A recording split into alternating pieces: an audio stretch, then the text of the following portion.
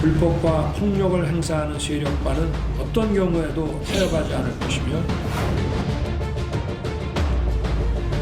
법과 원칙에 따라 그에 상응하는 책임을 끝까지 묻겠습니다.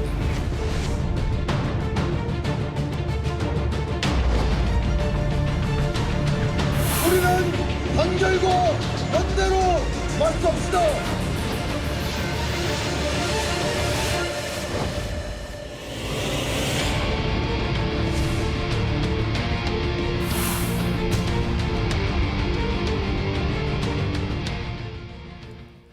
화물연대 총파업이 오늘로 12일째 이어지고 있는데요. 윤석열 대통령은 연일 강경 대응을 강조하면서 물러서지 않고 있습니다. 네, 윤 대통령은 휴일이었던 어제 화물연대 파업과 관련한 관계장관 회의를 직접 주재했습니다. 어제 회의에는 추경호 경제부총리와 한동훈 법무장관, 이상민 행안부 장관, 원희룡 국토부 장관 등 관계부처 장관들은 물론이고요. 윤익은 경찰청장도 참석을 했는데요. 윤 대통령은 이 자리에서 화물연대 파업은 법치주의에 대한 심각한 위협이라고 경고하고 시멘트에 이어 정유와 철강에 대한 추가 업무 개시 명령 발동도 예고하고 나섰습니다. 윤 대통령의 목소리 들어보겠습니다. 경제 전체를 화물연대는 지금 볼모로 잡고 있습니다. 법치주의에 대한 심각한 위협입니다. 정유, 철강 등 추가 피해가 우려되는 업종은 즉시 업무 개시 명령을 발동할 수 있도록 준비하고 화물연대 집단 운송 거부에 이어서 12월 6일에는 민노총 총파업이 예정돼 있습니다. 이번 총파업은 근로자의 권익을 대변하는 것이 아니라 정치 파업으로 볼 수밖에 없습니다. 경제가 어려운 시기에 우리 민생과 국민 경제를 볼모로 잡는 것은 조직화되지 못한 약한 근로자의 생존을 더욱 어렵게 하고 미래 세대와 국민들의 일자리를 빼앗는 것입니다. 들으신 대로 윤 대통령은 민주노총이 내일로 예고한 전국 총파업 결의 대회에 대해서도 정치 파업으로 본다고 명확하게 규정하면서 강경 대응 기조를 재차 강조했습니다. 윤 대통령 참모들과의 비공개 회의에서는요, 화물연대 파업에 대한 대응을 북핵 위협 대체에 비교한 그런 했다는 소식도 들렸습니다. 그렇습니다. 복수의 언론에 따르면 윤 대통령은 최근 참모들과의 비공개 회의에서 핵은 안 된다는 원칙에 따라 대북 정책을 펴왔다면 지금처럼 북핵 위협에 처하는 일이 없었을 것이라며 화물연대 파업 사태도 북한의 핵 위협과 마찬가지라고 언급했다고 전해집니다. 즉 불법 행위와 폭력에 굴복하고 타협하면 악순환이 반복되기 때문에 엄단해야 한다, 이런 부분을 강조한 것으로 보이는데요. 북핵 위협에서 국민의 안전과 재산을 보호해야 하듯 불법 파업으로부터 국가 경제와 민생을 보호해야 한다는 인식도 드러낸 발언으로 보입니다. 윤 대통령 오늘 아침에는요, 국가조찬 기도회에 참석했습니다. 이 자리에서도 법과 원칙을 강조하는 발언을 했다고 합니다. 네, 올해로 54회를 맞은 국가조찬 기도회는 매년 1회 대통령 부부를 초청해 왔고요. 역대 대통령들도 거의 빠짐없이 참석해온 기독교계 기도회 중에 가장 큰 행사입니다. 윤 대통령도 오늘 김건희 여사와 함께 취임 후 처음으로 국가조찬 기도회에 참석해 이 모두 발언을 통해서 법과 원칙이 바로 서는 나라를 만들겠다고 다시 한번 강조했습니다. 윤 대통령의 오늘 목소리 들어보겠습니다. 자유와 연대의 정신이 살아 숨쉬고 법과 원칙이 바로 서는 나라를 만들기 위해 최선을 다하겠습니다. 그것이 바로 우리 사회의 진정한 약자를 보듬는 길이고 복합 위기를 극복해 나가는 길이라고 생각합니다. 국민과 국가를 위하는 길이라면 어떠한 어려운 일을 마다하지 않고 걸어가겠습니다. 제가 처음 정치에 발을 디뎠을 때의 그 다짐, 자유민주주의를 수호하고 지켜나가겠다는 소명을 이 자리에 서서 다시 한번 새기고 여러분께 약속드립니다. 화물연대 파업은 오늘 중대한 전기를 맞습니다. 시멘트 분야에 대해 발동된 업무 개시 명령과 관련해서 이에 불응한 차주들을 대상으로 해서 오늘부터 행정처분이 시작되는 겁니다. 정부 조치에 불응한 차주들에게 실제 징벌 절차가 개시되는 겁니다. 맞습니다. 지난달 29일 시멘트 분야의 업무 개시 명령이 발동된 이후 정부는 지난 2일 1차 현장 조사를 마무리하면서 명령서 송달을 진행했었고요. 이어 오늘부터는 명령서를 송달받은 화물연대 노조원들이 실제로 업무에 복귀했는지 현장 조사에 나서는데요. 지금까지는 운송을 거부한 화물차주 10명 가운데 8명가량이 아직 복귀 의사를 표명하지 않은 상황으로 알려졌습니다. 정부는 운송 복귀 거부자 또는 업무 개시 명령 위반을 교사하거나 방조하는 화물연대 노조 집행부에 대해 운행정지 처분과 화물 운송 자격 취소 처분 등 강력한 행정처분은 물론이고요. 형사처벌까지 강조하고 나선 상황입니다. 추경호 경제부총리는요, 운송 복귀를 거부한 차주에 대해서 유가 보조금 지급 그리고 고속도로 통행료 감면을 1년간 제외하겠다 이런 방침도 밝혔습니다. 네, 추 부총리는 파업 사태가 끝나도 이 화물연대의 부당한 공동행위에 대해서 공정거래법 위반 여부를 따져서 끝까지 책임을 묻겠다는 점도 강조하고 나섰는데요. 추 부총리의 목소리도 들어보겠습니다. 운송 방해 행위에 대해서는 엄정한 사법 처리뿐만 아니라 관련 법령 개정을 통해 종사자 자격 취소 등의 조치를 취할 수 있도록 할 것이며 종사 자격 취소 시 2년 내 재취득도 제한할 것입니다. 또한 운송 거부 차주에 대해서는 유가 보조금 지급을 1년간 제한할 수 있도록 하고 고속도로 통행료 감면 대상에서도 1년간 제외하겠습니다. 더 시간을 끈다고 정부 입장이 약화되지 않습니다. 집단 운송 거부를 조속히 철회하고 하루빨리 현업으로 복귀하시기 바랍니다. 이것이 우리 경제와 국민 모두를 위하는 길임을 명심해야 할 것입니다. 정부는 파업에 불참하고 있는 비노조원들을 대상으로 한 폭력 행위에도 강하게 대응하겠다는 방침입니다. 저희도 전해드렸었죠. 지난달에 이제 비노조원 화물 차량에 쇠구슬을 쏘는 그런 일이 있었습니다. 경찰이 쇠구슬을 쏜 노조원들을 체포하고 또 관련 영상도 확보했다고 합니다. 네, 지난달 26일 오전 부산 신항 인근 도로를 지나던 비노조원 화물 차량 2대에 쇠구슬이 날아들었고 이로 인해 차량 앞 유리와 안개 등이 파손되고 운전사 1명은 유리창에서 튄 파편으로 목 부위가 긁히는 부상을 입었는데요. 부산경찰청은 어제 해당 쇠구슬을 쏜 것으로 의심되는 화물연대 조합원 3명을 체포하고 특가법상 운전자 상해 및 특수재물손괴 혐의로 구속영장을 신청해서 이 중 1명을 구속했습니다. 네, 또 경찰은 사고 현장 압수수색을 통해서 지름 1.5cm의 쇠구슬 2개도 증거물로 확보한 데 이어서요. 비노조원 화물차를 향해 쇠구슬을 쏜 것으로 보이는 영상과 새총으로 추정되는 도구로 쇠구슬 발사를 연습하는 모습이 포착된 CCTV도 확보해 공개를 했습니다. 다만 구속된 조합원은 연습 삼아 쇠구슬을 쏜 것은 맞지만 차량을 향해 발사하지는 않았다고 주장하는 것으로 알려졌습니다. 경찰이 공개한 관련 영상 보시고 경찰의 목소리도 들어보겠습니다.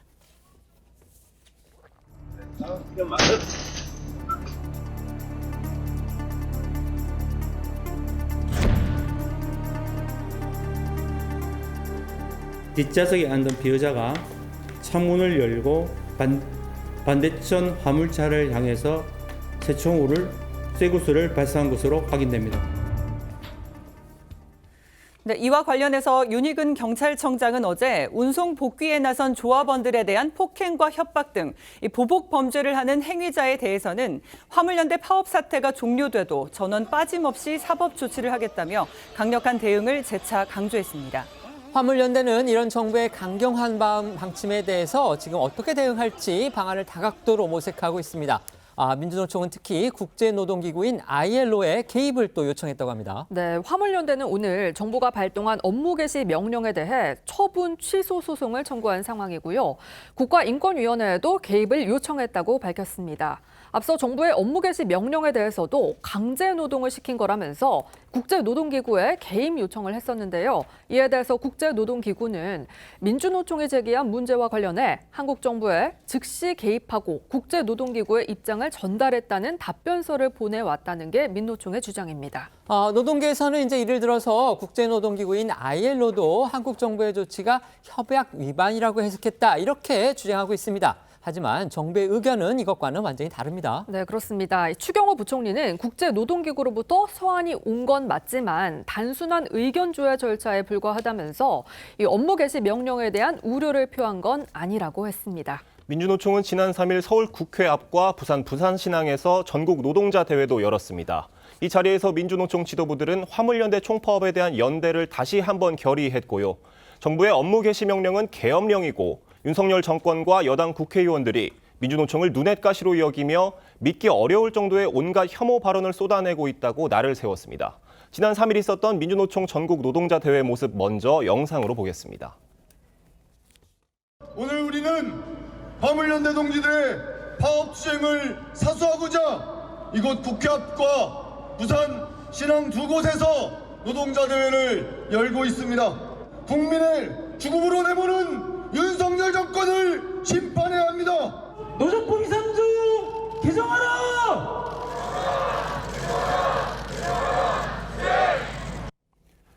민주노총은 내일로 예고된 전국 동시다발 총파업 총력투쟁 대회 역시 강행할 방침으로 알려졌습니다. 하지만 일각에서는요, 지금 민주노총이 주도하고 있는 이 파업의 대우가 약화되고 있다, 이런 분석도 나오고 있습니다. 네, 민주노총은 지난 3일 개최된 전국 노동자 대회에 서울과 부산을 합쳐 총 10,000여 명이 참가한 것으로 추산했는데요.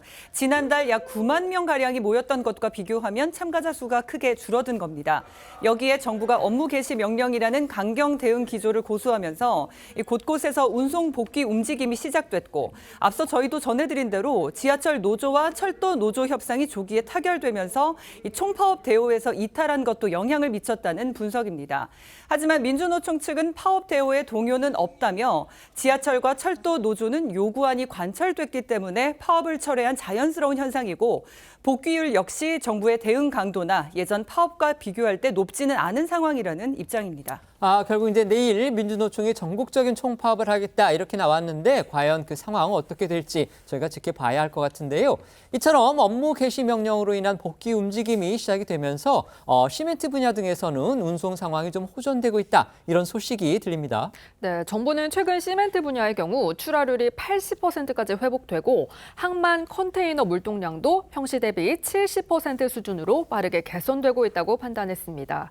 하지만 화물연대 파업이 시작된 이후 10일 동안 발생한 피해가 정부가 파악한 금액만 3조 원에 달한다고 하는데요. 특히 철광과 석유화학, 정유 부분이 2조 5천억 원을 차지하면서 피해가 큰 상황입니다. 때문에 정부가 추가 업무 개시 명령 대상으로 가장 먼저 꼽고 있는 분야도 바로 정유 그리고 철강입니다. 기름이 바닥난 주유소도 계속 증가하고 있는 또 그런 상황입니다. 네, 한국석유공사에 따르면 어제 오후 기준 전국에서 기름이 바닥난 주유소는 88곳으로 최근 5일 만에 4배 이상 급증했다고 하는데요. 지금 같은 추세라면 오늘 품절 주유소가 100곳을 넘길 거라는 관측도 나오고 있습니다. 관련해 추경호 부총리 목소리와 한국주유소협회장의 목소리 이어서 듣겠습니다. 화물연대의 집단 운송 거부로 인한 피해는 여전히 심각합니다. 정유, 철강, 석유화학 등에서 약 3조 원 규모의 출하 차질이 발생하였고, 전국 1269개 건설 현장 중 약 60%인 751개 건설 현장에서 레미콘 타설이 중단되고 재고 부족 주유소도 계속 증가하고 있습니다. 12월 8, 9일까지 양을 확보를 했는데 그때 되면요 떨어지는 주유소가 상당히 많이 나오지 않나 생각됩니다. 아마 60% 이상이 품절이 돼서 주유소에 문을 닫는 아마 그런 현상이 올 겁니다. 여야 정치권의 공방도 날이 갈수록 거칠어지고 있습니다. 네, 정청래 민주당 최고위원은 앞서 전해드린 윤 대통령의 발언이죠. 화물연대 파업이 북핵 위협과 마찬가지라는 말에 대해서 믿기지 않는 발언이라며 자국민을 핵폭탄으로 비유하는 반국민적 망언이라고 강하게 지적했습니다. 반면 국민의힘에서는 민주노총이 북한의 주장에 동조하는 세력이라는 비판이 나왔는데요. 성일종 정책위의장은 민주노총 홈페이지에 지금도 북한 조선직업총동맹 중앙위원회가 보낸 련 대사가 올라와 있다며 이 같은 주장을 한 겁니다. 여야 목소리도 들어보겠습니다. 민노총 홈페이지에는 북한 조선직업총동맹 중앙위원회가 민주노총에 보내는 련 대사라는 제목으로 보낸 글이 자랑스러운 듯이 올라와 있고, 한미연합 훈련을 반대하고 한미일 군사협력 반대, 국법법 폐지 등 북한의 주장이 그대로 올라와 있습니다. 북한의 주장에 동조하는 세력을 대한민국 국민들이 어찌 받아들일 수가 있겠습니까? 윤 대통령 화물연대 파업 북핵 위협과 마찬가지 믿겨지지 않는 발언입니다. 자국 국민을 핵폭탄으로 비유하는 반국민적 망언이 아닐 수 없습니다. 국민이 말살과 제거의 대상입니까? 정부와 민주노총의 강대강 대립 상황이 여전합니다. 윤석열 대통령이 비공식적으로 그 참모들과 가진 간담회에서 민주노총의 이번 파업 사태 대응을 북핵 위협에 대한 대응과 같이 비교한 것으로 그렇게 알려져서 지금 정치권에서 논란이 되고 있고요. 민주노총은 국제노동기구인 ILO에까지 도움을 요청했는데 그 ILO가 보내온 서한을 두고서도 또 정부와 민노총의 해석이 다르게 지금 나타나고 있습니다. 이 상황 어떻게 보시는지 패널들께 평가 부탁드리겠습니다. 먼저 말씀해 주시죠. 지금 이 노동자 파업을 가지고 이걸 갖다가 마치 북핵 위협으로 비유하는 것들은 윤석열 대통령이 좀 잘못된 표현이다 이런 생각이 들고요. IMF 사태 이후로 우리 경제가 많이 좋아졌습니다만 지금의 시기는 굉장히 IMF 시기보다 더 어려운 시기라고 하거든요. 그런데 화물차주들이 파업을 한 지 며칠 되지 않았어요. 근데 마치 화물차주들이 이 경제 위기를 불러일으킨 것처럼 과장하는 것들은 적절하지 못하다 이런 생각이 들고 실은 김진태발 자금 경색이 심각해졌어요. 거기에 대해서도 정부가 좀 그 우려를 좀 표명하고 적극적으로 좀 대처를 했어야 되는데 자금 경색이 심각해진 상황 그리고 고유가, 고물가 이런 경제 위기 상황을 화물차주들도 느낄 수 있거든요. 그렇다고 한다면 그들이 어떤 고통이 있는지 이것들도 좀 정부가 세심하게 좀 살피고 배려하는 모습들도 있었으면 좋았을 건데 일단은 그냥 불법 파업이라고 단정하고 들어갔기 때문에 실은 업무 개시 명령이 내려지기 전까지는 불법 파업이 아니거든요. 개시 명령을 내렸음에도 불구하고 이행하지 않은 것 이게 불법 파업인데 마치 불법 파업으로 단언하고 대화에 적극적으로 정부가 나서지 않는 부분은 좀 안타까운 현실이다 이런 생각이 들고 국제노동기구도 그렇게 생각하는 거예요. 긴급하게 구제를 해야 된다 이런 취지인 것 같은데 그건 뭐냐면 단결권이 보장되어 있고 강제노동은 금지되어 있는 게 ILO 협약이에요. 그런데 마치 이 자영업자들인 화물차주들에게 노동을 강제한다는 측면에서 위법적인 요소가 있을 수 있거든요. 그런 측면에서 저는 정부가 조금 더 적극적으로 화물차주들과 대응해서 빨리 이걸 해결했으면 좋겠고 그런 것들이 결국 유능한 정부 아니겠습니까? 법대로 하는 것보다는. 네, 말씀해 주시죠. ILO가 개입을 한 것이 아니고 ILO는 해당 어느 특정 국가의 노동단체에서 이 문의가 오면은 해당 정부의 입장을 요청을 하게 돼 있어요. 조회를 한 거죠. 당연한 절차에 따른 것이지 무슨 ILO가 개입했다 이렇게 보기는 그렇고 ILO가 문제가 있다고 하면은 뭐 개입을 하겠죠. 그렇지만은 문제가 없으면 그냥 이거 끝나는 이야기입니다. 그리고 국민을 국민을 핵폭탄 취급했다고 정청래 의원이 이야기를 했는데 정확한 이야기는 그게 아니죠. 이 핵 문제를 김대중 정부, 노무현 정부, 문재인 정부로 거치면서 계속 우리는 안 된다고 단호히 이야기했어야 되는데 그 이야기를 하지 않았기 때문에 단호히 하지 않고 계속 뭐 협상을 하고 끌려가는 듯이 해왔기 때문에 지금도 여전히 북한 핵이 우리의 우리의 머리 위에 있다는 그 이야기고 그것과 마찬가지로 이 화물연대 파업 같은 것도 총파업 같은 것도 사실 2013년에 2003년에 노무현 대통령이 이 긴급 업무 명령을 만든 거예요. 그때도 화물연대가 1차, 2차를 파업을 하는 바람에 1차 때는 문재인 전 대통령 회고록을 보면은 1차 때 파업은 충분히 이해가 되지만 2차 때는 완전히 그것은 이기주의라는 식으로 이야기를 했거든요. 지금 파업도 1차, 2차잖아요. 그렇기 때문에 그 2003년 이후에도 북한 핵처럼 제대로 이렇게 맺고 끊는 것을 확실히 보여줘야 되는데 그것을 하지 못했기 때문에 지금 상황이 다시 악화되고 있다. 이게 되풀이된다는 악순환이 된다는 거죠. 네.